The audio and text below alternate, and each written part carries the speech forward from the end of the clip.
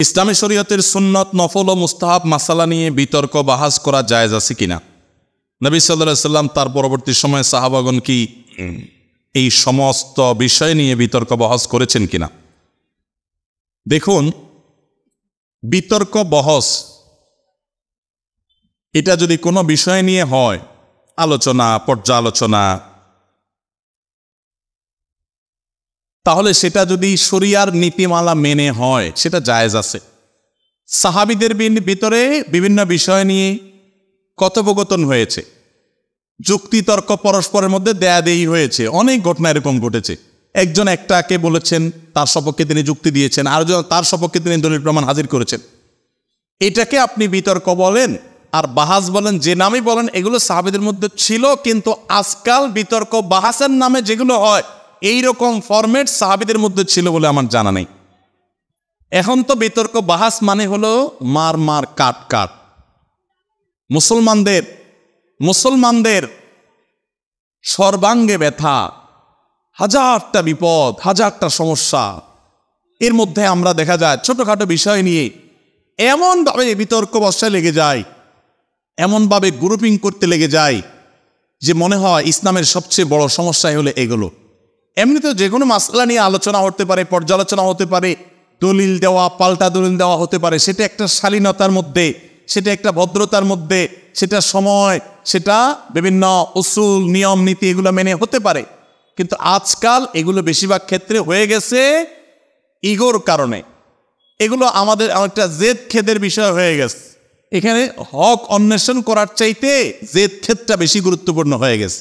এই জন্য আজকাল যত বিতর্ক বাহাস হয়, ইন্টারেস্টিং বিষয় হলো এগুলাতে কেউ হারে না, কেউ হারেনি।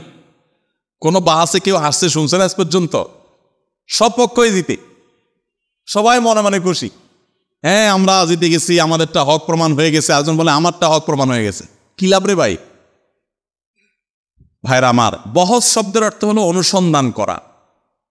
সত্য অনুসন্ধান করার চেষ্টা যদি থাকে, তো এই গতানুগতিক এখনকার যে আজকাল মার মার কাট কাট টাইপের বাহাস, বিশেষ করে বাহাসে লাঠিসোঁটা নিয়ে যায় অনেকে, আছে না নেই? আহারে মুসলমান, এই টাইপের বাহাস সাহাবীরা তো পরের কথা, ইসলামের সোনালী যুগের কখনো কোনো কালে কেউ ছিল বলে বলতে পারবে না। আল্লাহ তাআলা আমাদের সবাইকে ইখলাসের সাথে কোরআন হাদিস চর্চা করার তৌফিক দান করুন। কেন করছি আমি? উদ্দেশ্য কি? আমার মধ্যে ইগোটাই কাজ করছে কিনা, জেদটাই কাজ করছে কিনা, ক্ষেতটাই কাজ করছে কিনা, এটা আমার অ্যাটিচিউড থেকে অনেক সময় প্রকাশ পাবে। ভাইরা আমার, বিশেষ করে সোশ্যাল মিডিয়ার উন্মুক্ত প্ল্যাটফর্মে যেখানে ইসলামের শত্রুরাও আছে, সেখানে তাদের কাছে হাসির পাত্র হওয়ার মতো অনেক কাজ আমরা করছি। এই হুজুরদের বাহাস বিতর্ক নিয়ে প্রশ্ন করছেন, সেটা তো অনেক পরের ব্যাপার। আপনারা অনেকে, অর্থাৎ অনেক সাধারণ ভাই বোন যারা আছেন, গতানুগতিক আলেম না, মাদ্রাসা পড়েন নাই, আপনারা অনেকে দেখা যায় মাশাআল্লাহ সকাল বিকাল ফেসবুকে আপনারা জিহাদ করেন, আছে না নেই? এই মাসালা নিয়ে জিহাদ, ওই মাসালা নিয়ে জিহাদ, এই হুজুরের পক্ষের লোক ওনার পক্ষে জিহাদ করে, আরেক হুজুরের পক্ষের লোক তার পক্ষে জিহাদ করে, ওই হুজুরের পক্ষের লোক আরেক হুজুরের গোষ্ঠী উদ্ধার করে, সবের কাজ মনে করে, আছে না নাই? আল্লাহ তাআলা আমাদেরকে হেদায়েত দান করুন, বলুন আমিন। ভাইরা আমার, ডক্টর খন্দকার আব্দুল্লাহ জাহাঙ্গীর রহমতুল্লাহ আলাইহি একটা কথা বলতেন। স্যার বলতেন, দেখেন, আমরা হুজুরে গন্ডগোল করবো, এটা আমাদের ব্যাপার। আপনারা সাধারণ মানুষ কি দুঃখে এখানে ঢুকে নিজের ইমান আমল নষ্ট করতে আসে? কেন কেন আপনি কোনো হুজুরের পক্ষ নিয়ে এসে আরেক হুজুরের গালি দিয়ে নিজের ইমান আমল নষ্ট করতে আসেন? কে শিখেছে আপনাকে ইসলাম? যেই হুজুরের ভক্তি আপনাকে আরেক হুজুরকে গালি দিতে শিখিয়েছে ফেসবুকে, সেই হুজুর আপনার প্রকৃত ইসলামের শিক্ষক হতে পারে না। যদি আপনি কারোর অনুসারী হওয়ার পর অন্যদের ব্যাপারে আপনার ভিতরে হিংসাত্মক মনোভাব আসে, শত্রুতাপূর্ণ মনোভাব আসে, বা তাদের গোষ্ঠী উদ্ধার করাটাকেই একমাত্র ইসলামের কাজ মনে করেন, সারাদিন রাতে এগুলোই শুধু করতে থাকেন, তাহলে বুঝতে হবে আপনার ইসলামের শিক্ষক পরিবর্তন করতে হবে।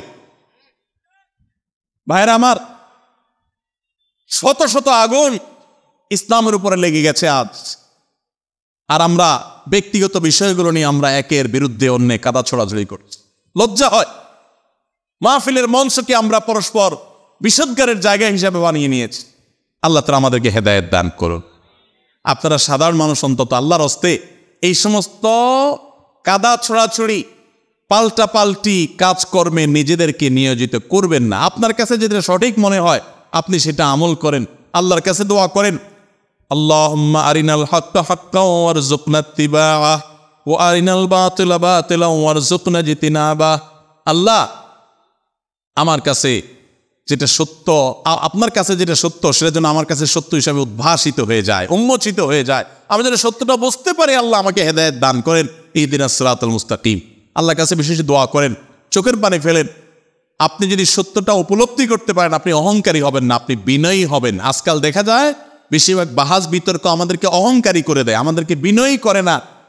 এমন বাহাস বিতর্ক আপনারা কখনো শুনছেন কিনা যায় না, আমি কখনো শুনি নেই যে বাহাস বিতর্কের পর, অর্থাৎ আমাদের সমাজে বাহাস বিতর্ক হয় সচরাচর, এগুলোর কথা বলছি, যে বাহাস বিতর্কের পর কেউ এক পক্ষ বলেছে যে যাক আলহামদুলিল্লাহ আমি আমার ভুলটা বুঝতে পেরেছি, আমি আসলে ভুলের মধ্যে ছিলাম, সরি, আমি আমার প্রতিপক্ষ ভাইয়ের কথাটা মানছি কারণ আমার কাছে সত্য মনে হয়েছে। এরকম শুনছেন কখনো?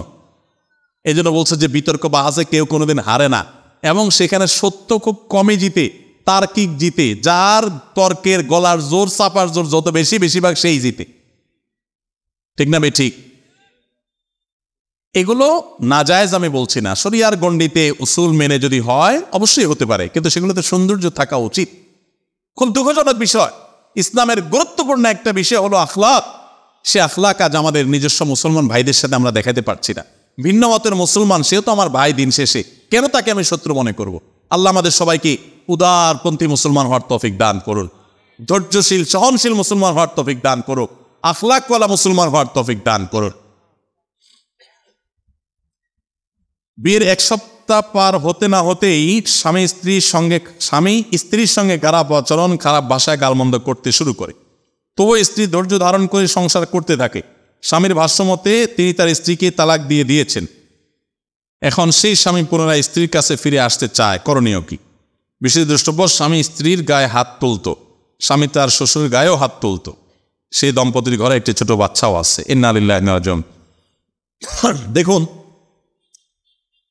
এই সমস্ত প্রশ্ন, বিশেষ করে তালাক সংক্রান্ত প্রশ্ন, কখনো এই ধরনের সংক্ষিপ্ত প্রশ্নোত্তরের কোনো সেশনে আপনারা এই প্রশ্নগুলো লিখে দিবেন না। সবসময় আমরা বলি এগুলোর জন্য কোনো ফতোয়া বিভাগে যাবেন, কোনো দারুল ইফতা যাবেন, কোনো বড় মাদ্রাসা, বড় মসজিদে মুফতি সাহেব, খতিব সাহেবদের কাছে যাবেন, লিখিতভাবে দিবেন বা বসে বিস্তারিত বলবেন। কারণ এগুলোতে সংক্ষিপ্ত প্রশ্নের উত্তর দেওয়া যায় না। এখানে প্রশ্ন পাল্টা প্রশ্নের ব্যাপার আসে। তালাকের বিষয়টা অত্যন্ত সেন্সিটিভ। আপনি কি শব্দ বলেছেন তার উপর নির্ভর করবে এটার মাসআলার উত্তর। তো আমি এখানে সংক্ষিপ্ত লেখা দেখে উত্তর দিয়ে দিলে সেটা ভুলও হতে পারে। এজন্য আমরা মৌলিক নীতিমালা বলে রাখি, ইন্ডিভিজুয়াল কোনো ফতোয়া তালাক সংক্রান্ত মাসআলার উত্তর আমরা দেই না। সেটা কোনো টেলিভিশন প্রোগ্রামেও না, সেটা কোনো মাহফিলেও না, কোনো ওপেন এ ধরনের প্রোগ্রামে না।